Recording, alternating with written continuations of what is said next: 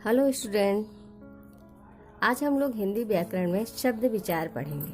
शब्द विचार, शब्द किसे कहते हैं? बोलते समय ध्वनियों का उच्चारण किया जाता है और जिन्हें वर्ण या अक्षर कहते हैं, और उन्हीं को जब हम मिला देते हैं तो क्या बन जाते हैं? शब्द बन जाते हैं। जैसे क, धन, म, धन, ल, कमल। तो ये सब वर्ण हैं और वर्णों को जब हम मिला दिए तो ये शब्द बन गए। दूसरा उदाहरण है रा, धन, आ, धन, ध, धन, आ, राधा।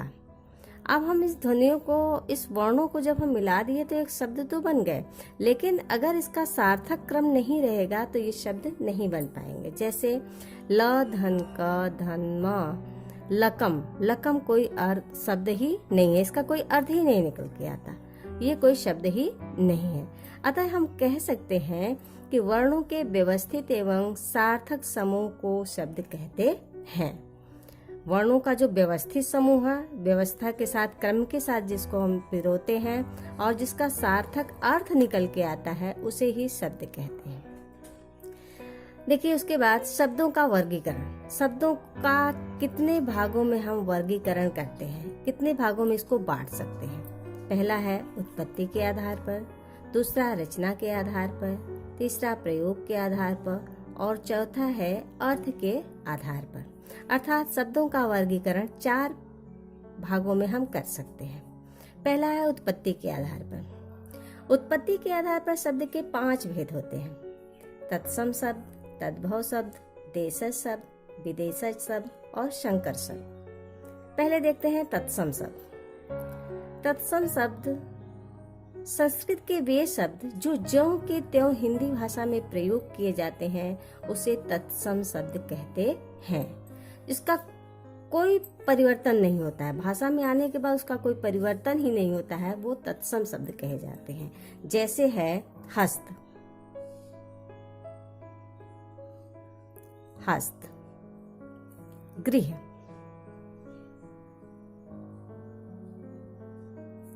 तंत्र आदि।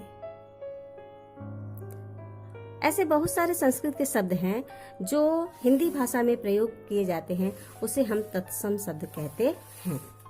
अब दूसरा है तद्भव शब्द।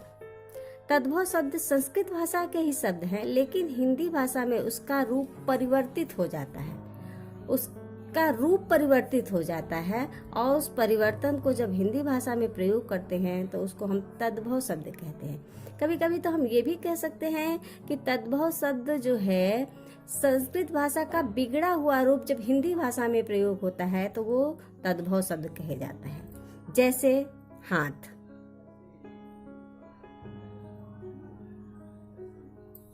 घर, दांत आदि।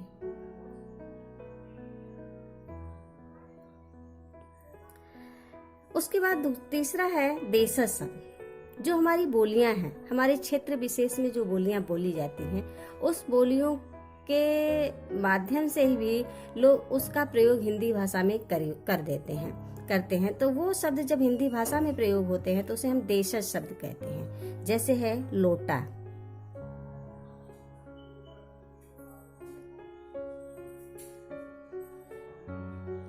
खटिया,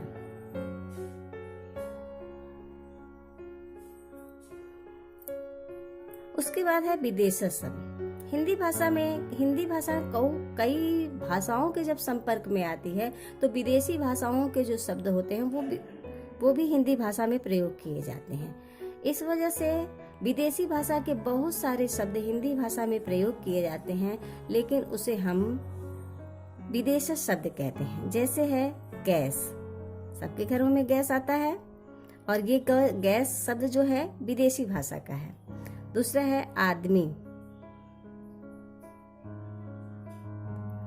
ये भी विदेशी भाषा के शब्द हैं। अब उसके बाद 5वां नंबर आता है शंकर शब्द। ये शंकर जो शब्द है ये 2 भाषाओं के मेल से बनता है। जैसे दो भाषाएं जब एक साथ मिलकर के दो शब्दों को, दो भाषाओं के शब्दों को जब हम एक साथ मिला देते हैं तो वहां संकर शब्द होता है। जैसे है वर्षगांठ,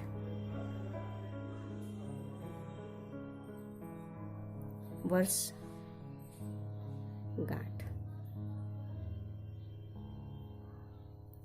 वर्षगांठ में जो वर्ष है वो संस्कृत भाषा का शब्द है और गांठ जो है हिंदी भाषा का शब्द है, लेकिन दोनों को मिला करके दोनों जो है ये संस्कृत भाषा का,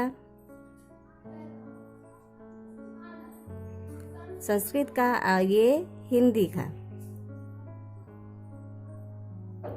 और दोनों मिलकर के क्या होता है? वर्ष गांठ। एक और उदाहरण से समझते हैं, मोटर गाड़ी। मोटर गाड़ी।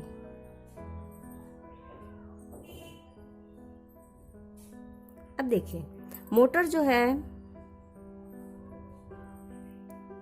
वो अंग्रेजी भाषा का शब्द है, अंग्रेजी भाषा है, और गाड़ी जो है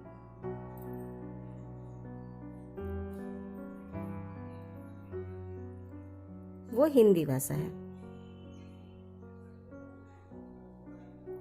तो समझ में आ गया, दो भाषाओं के शब्द को जब हम एक साथ बना देते हैं, एक साथ लिख देते हैं, तो वो संकर शब्द कहे जाते हैं। वर्षगांठ में वर्ष जो है संस्कृत शब्द है, गांठ हिंदी शब्द है। मोटर गाड़ी में मोटर अंग्रेजी शब्द है और गाड़ी जो है हिंदी शब्द है, और इसको मिलकर के क्या हो गया? मोटर गाड़ी। तो ये संकर शब्द कहे जाते हैं। ये हुआ उत्पत्ति के आधार पर, जो उत्पत्ति के आधार पर जो शब्द हैं उसके ये 5 भेद हैं और 5 भेदों को हमने जाना।